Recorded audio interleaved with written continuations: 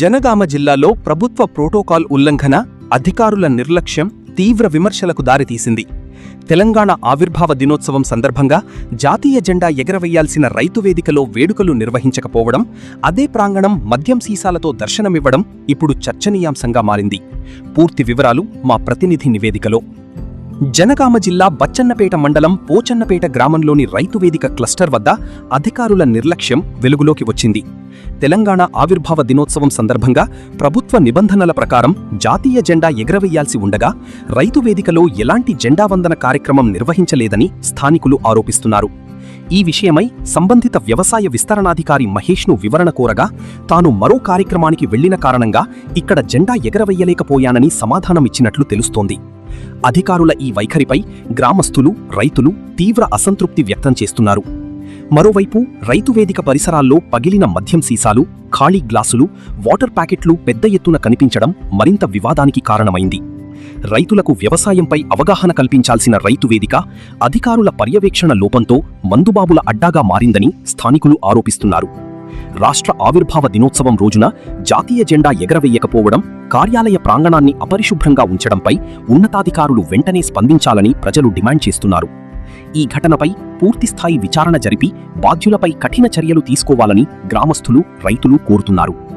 పోచన్నపేట రైతు వేదికలో చోటు చేసుకున్న ఈ ఘటనపై అధికారులు ఎలా స్పందిస్తారో వేచి చూడాలి.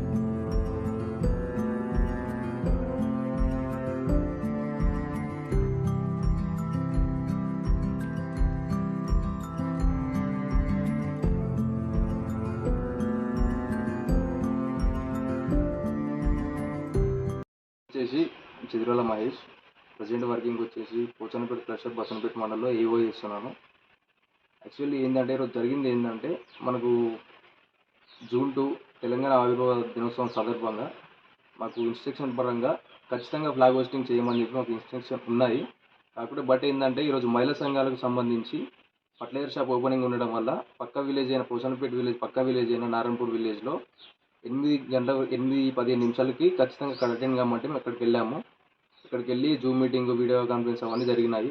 అక్కడ మాకు అంతా క్లోజ్ చేసుకునేసరికి దాదాపు 11:10 వరకు అయిపోయింది.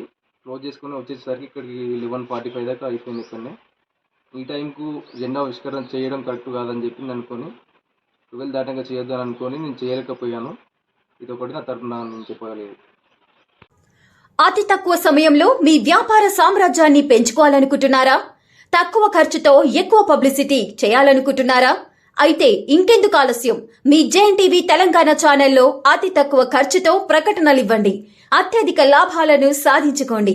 వ్యాపార, వాణిజ్య, పాఠశాలలు, వైద్యశాలలు, హోటళ్లు, వస్త్ర దుకాణాలు, అన్ని రకాల వ్యాపార ప్రకటనల కొరకు సంప్రదించండి. మా ఫోన్ నంబర్స్ 8558288081, 9247896607.